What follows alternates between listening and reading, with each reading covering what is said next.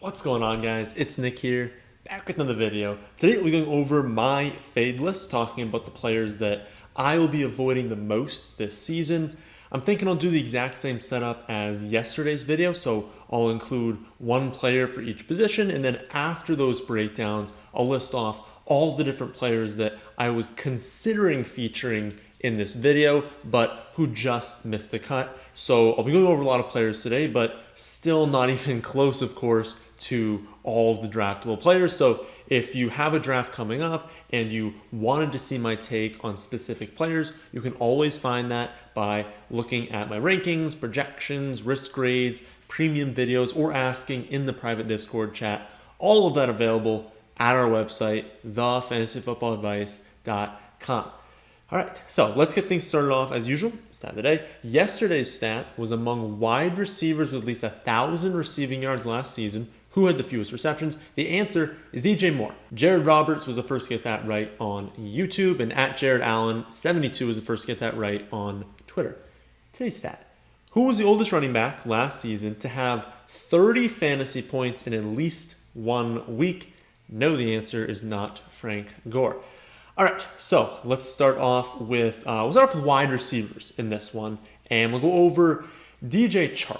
Now, Chark has seen his ADP drop a little bit after his hand surgery, but he's fully expected to be back in week 1. So I kind of think this is going to be like a news writing thing. So it's like as soon as you ever see, oh, this person is having surgery, they expect to be back early in the season, ADP tanks, and then when it turns out to be true, they're like, no, we said he'd be back in week 1. He's coming back in week 1. Once that's confirmed that he's going to be back, I expect the ADP to rise basically right to where it was before. So I guess it kind of depends when you're drafting. Are you drafting right now? Are you drafting in a few weeks? If it's a few weeks, I do expect his ADP to rise a little bit from what we see right now when that news comes out that he's going to be fine. He's going to be okay. It was a very, very minor surgery. My biggest issue with Chark is that I genuinely don't know where he's going to finish amongst the wide receivers in his own team. But if I had to guess, I think that he could finish third, which is kind of crazy. You think that he's just locked in number 1. But remember back to the beginning of the offseason. I talked about how teams lie all the time, but they tell the truth, with draft picks and in free agency. This new regime, they didn't spend up to draft, a high-end wide receiver. So they don't have someone they brought in the first round. We're like, oh, they're clearly going to feature them. They didn't do that. So that's good. But they did give Marvin Jones, a 2-year, $12.5 million contract with $9 million of that fully guaranteed in what was a really, really bad offseason for wide receivers.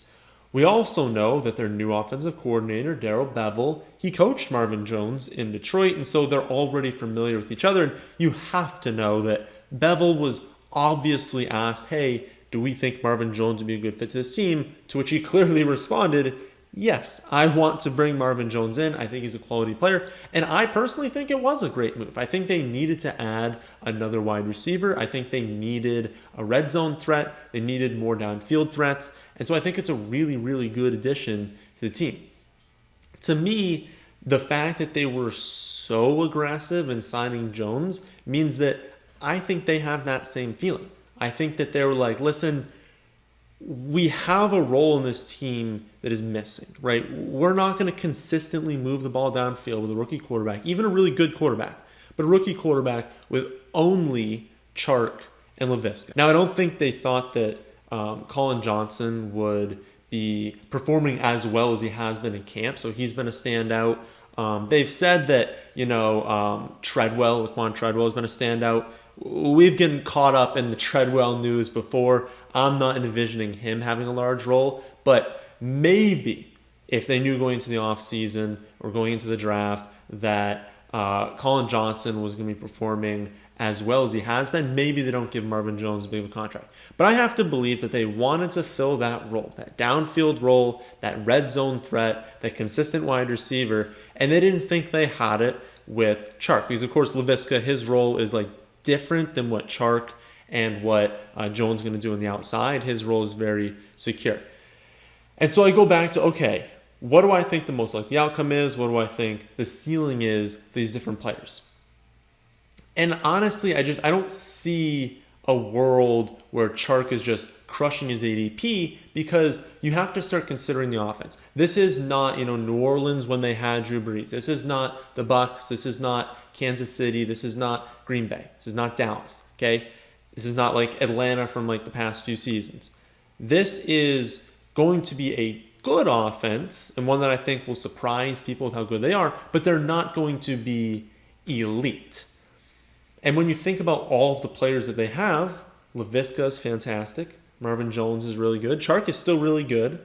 But then they also have Etienne. They also have James Robinson. That's a lot of names for even a number one overall pick to just be utilizing all these different players and for them to all be super relevant unless one of them is standing out.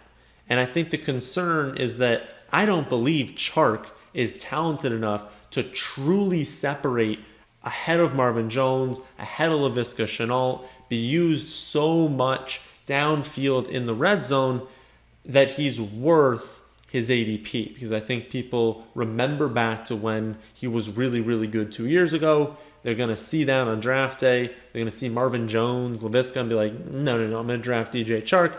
And I do think that's a mistake. I just think there are simply too many players in this offense. And I don't believe that Chark is a good enough red zone threat to where he's not going to have a consistent enough role to be producing a lot of spiked weeks. And so I don't think he's going to pay off his ADP. So I personally would not be drafting him. Next up, we'll go over to the quarterback fade, which is Matt Ryan. There is just realistically no reason, no point in drafting Matt Ryan. Not only do I think that he's going to have a very down season in terms of if you look at his production, he's going to have a down year this season, which we're going to go over. But there's just there's no upside. He's never had more than 9 rushing yards per game in a season. So he's not going to add anything with his legs. So he's going to have to be amongst the league leaders in both passing yards and passing touchdowns to even come close to the production of the elite quarterbacks. And now that Julio is gone, that's not going to be easy for Matt Ryan to do. Over the course of Julio's career, these two have played together for 133 games, and Julio's been out for 26 games. So that's a really, really nice sample, a sample that's much larger than anything you're going to find with most duos. And in the games that Julio has missed, Matt Ryan sees a 30% increase in interceptions, a 10% decrease in passing touchdowns, 11% decrease in passing yards, and a 13% drop in fantasy points. Those are massive drop-offs, and we saw that in full effect last season. Of Matt Ryan's 6 worst games in terms of passing yardage, 5 of them came in the 7 weeks that Julio missed, with the only other game being a game that Julio played only 35% of the snaps. Matt Ryan is considerably worse when Julio Jones is not on the field, and while they drafted Kyle Pitts, to help fill that role, Kyle Pitts is not Julio Jones. No matter what you think of him, he's not Julio Jones. He's not one of the best wide receivers to ever play the game. I see people a lot of the time using the argument that, okay, they're going to be a mediocre offense, which means they're not blowing teams out. Their defense is bad, and so they're going to be behind a lot. And their running game is awful, so they're going to fall behind and they're going to have to throw it every play. And I honestly think that could end up being true. But the Falcons have already been 1st and 4th in pass attempts per game these last 2 seasons, and Matt Ryan has still only been the 11th and 15th best quarterback in points per game, even with Julio. And like we said, that's going to come back with Julio not on the team anymore. And those numbers just aren't inspiring. There's just no point in drafting someone if you know that best case scenario, they're a high-end quarterback too. There's no reason to do that. If you're going to spend a late pick, spend it on someone like Lance, on Fields, on Burrow. I guess Burrow's going earlier. But spend it on someone, just don't wait so long where you have to take Matt Ryan. But even if you're in that range of Matt Ryan, just take someone who has a chance, just some sort of chance to break out, even if it's a small chance, because we just know that Matt Ryan isn't going to cut it. The only reason you'd have him on your team is if you're like streaming during the season. You're like, well, maybe I want to play him when they face Dallas, when they face teams that we expect the totals to be, close to 50 points, maybe higher than 50 points. Like if you're playing Matt Ryan, you're doing it in a game where they're projected to lose and he's maybe at home and the total's like 55. Okay, sure. But they play the Bucks and the football team over the first month. So like you're not starting off streaming Matt Ryan. And so why even draft him? You're going to draft him, then finally look at their schedule and be like, oh, I have to drop him before the season even starts to go add someone else to stream. Like he's a terrible streamer to start off the season. And if that's the only reason you're drafting him, then don't draft him, right? So I think people just see the name Matt Ryan. They see, oh, this is going to be a team that's going to throw a ton. They've still got Calvin Ridley. We think Russell Gage will be fine. Zacchaeus will be fine. Pitts is going to be really good. And they can talk themselves in to the super pass-heavy offense. But it's just not worth it. There's just not enough upside. It's not worth it as a pick. So please don't draft him.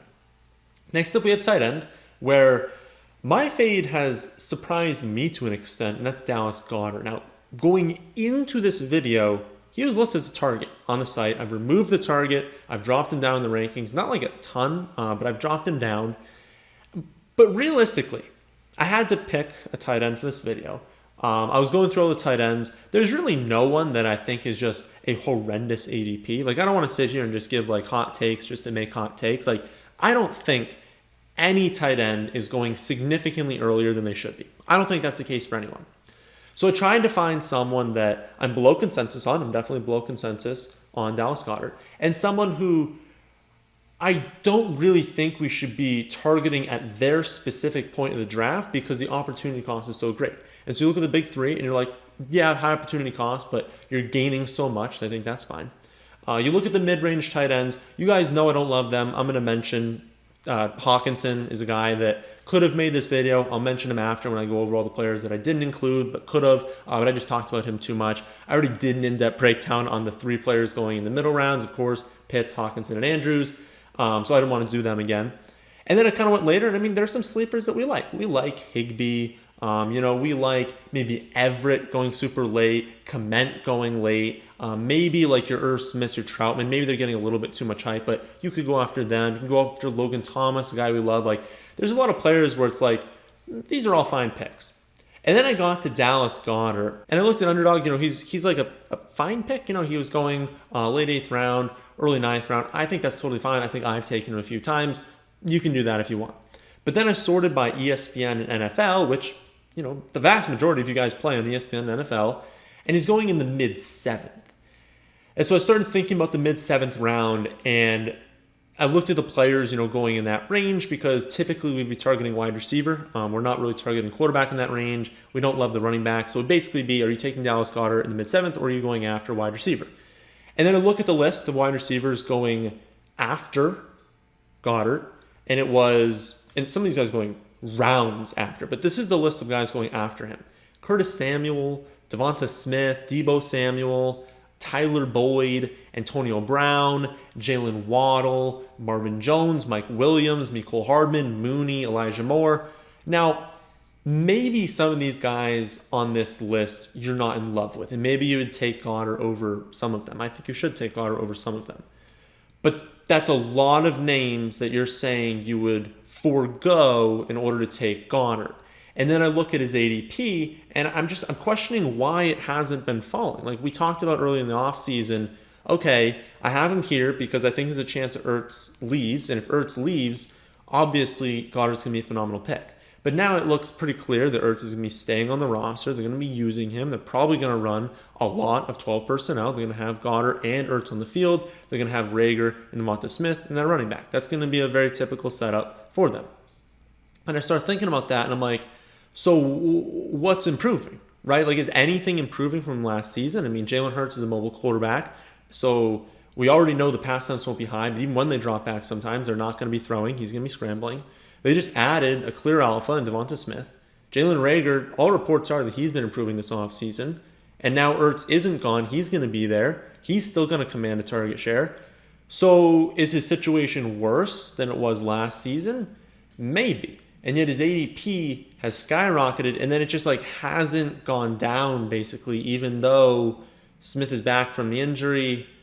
Ertz isn't leaving. So I don't really see the upside. I don't see a situation where you draft him in the mid-7th, you forego some of those great wide receivers, and he does so well where you're starting him every week as like a top 5 tight end.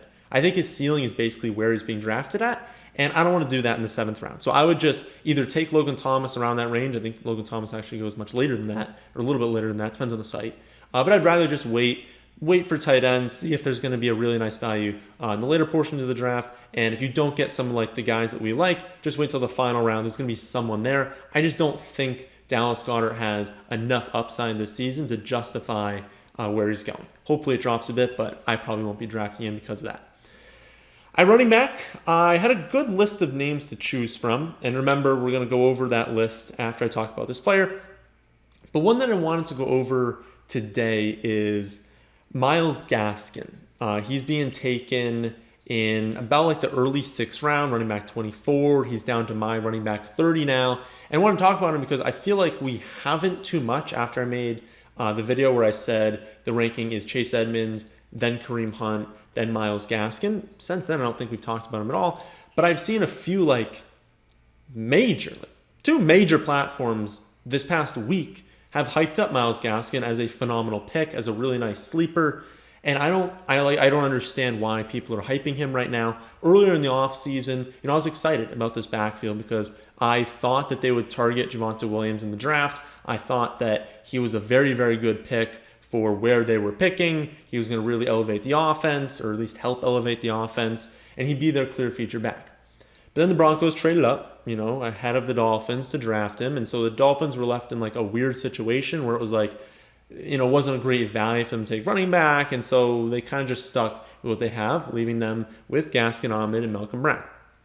Now, if they were to feature one of these guys, we'd be very, very excited because it should be a decent offense. And really, any competent offense is going to have, a very fantasy relevant running back if they're featuring them. You don't have to be a great running back.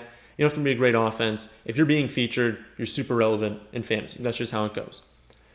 But at this point, that seems extremely unlikely. In the 23 snaps that Tua played in their first preseason game, Gaskin saw 7 snaps to Malcolm Brown's 16.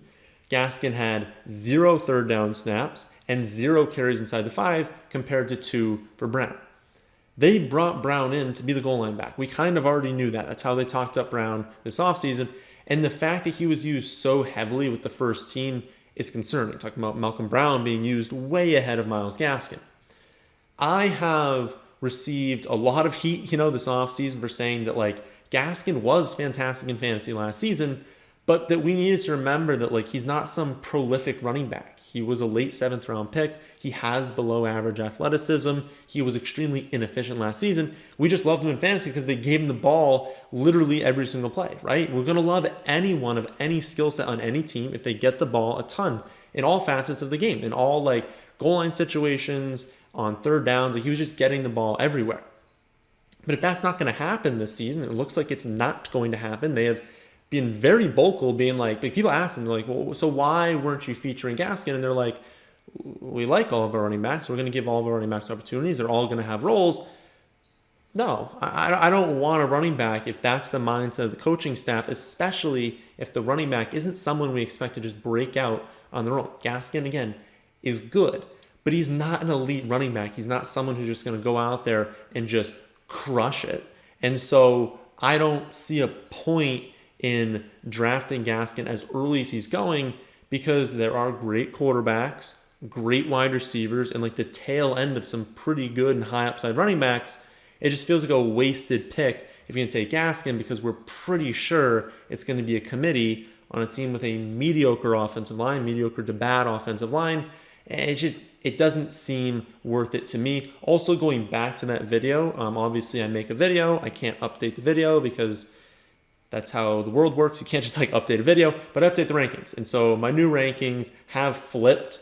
Gaskin is still last, and I think he's going to remain last unless there's a big injury. There's some big news that comes out. He's probably going to remain last among Chase Edmonds and Kareem Hunt. But Hunt has now flipped over Chase Edmonds. So now the new rankings have it Kareem Hunt, then Chase Edmonds, then Gaskin, for the reason I talked about in this video. Gaskin, I just don't feel comfortable that he is going to have a featured role. And then Chase Edmonds, I now think that James Conner is going to have a larger role. I believe that James Conner is working through like a minor injury, but when both are healthy, and assuming both are healthy, I think Conner is going to have a good amount of carries to where I put Kareem Hunt ahead. And again, I probably wouldn't draft Gaskin. I kind of avoid that whole range in general. You guys know that I'm attacking wide receiver in the middle round, so I typically don't end up with any of them. But it would be Hunt, then Chase Edmonds, then Gaskin, and I'm not drafting Gaskin. That's the takeaway from this one. So those are the players at each position that I'll be fading this season. But for those of you who want more players, remember, the website has my take on every single player. So if you're like, oh, but what about this player, that player? Well, just look at the website. It's got my take on there. But I will leave you with the players that I considered at each position for this video. At wide receiver, I considered Julio Jones and Juju. I think that both of them are being drafted relatively close to their ceilings. Juju in particular, I think, is going to see a huge decrease in his targets this season. I think they run a lot fewer sets where they have him in the slot. And if they're only running sets with 2 wide receivers, you're going to have Claypool, you're going to have Deontay Johnson, Juju's going to be on the bench. And so if they're running fewer sets with 3 wide receivers, Juju is not going to play as much. At quarterback, I only really considered Justin Herbert. I didn't want to use him, though, because even though I do think he's being overdrafted, there is definitely a chance that he has a great season, that he does improve as a player, and I didn't feel good enough saying that he's going to be an absolute bust and to use him ahead of Matt Ryan in this video, because I do think Matt Ryan is going to be a bust. So I still wouldn't draft him. I'm talking about Herbert there and Matt Ryan, I guess. I wouldn't draft them. But I wanted to use Matt Ryan in this video. And then my list at running back was relatively long as well. Considered Josh Jacobs, but you guys already know I don't like him. Considered Mike Davis, but I've talked about him a lot. And then I considered Damian Harris because of basically like the same reasons as Gaskin. I just don't believe that Damian Harris is going to be as featured as everyone in the community seems to think he's going to be. I think there's going to be a lot of different running back rotations for the Patriots. And so I don't feel comfortable drafting Harris, but I just felt like Gaskin was a great pick for this video because he's been hyped up so much recently by the community. Then at tight end, only other player I was considering was Hawkinson. Again, I talked about him recently, so I didn't want to include him in the video. But again, I don't think there's any horrible picks at tight end. I think tight end, you're basically just looking for who's the best value. You're not actively avoiding many of them. I guess we can say we're avoiding Hawkinson and Dallas Goedert. But I would say overall, I don't think there's any just like horrendous picks at the tight end position this season. So that's a pretty big fade list for you guys, but if you want to see more, remember you can find all of it at our website, thefantasyfootballadvice.com. That, my friends, is the end of this one. Hope you all enjoy. If you did, then how about hitting that like button? And how about subscribing to the channel if you're new here? Thanks for watching.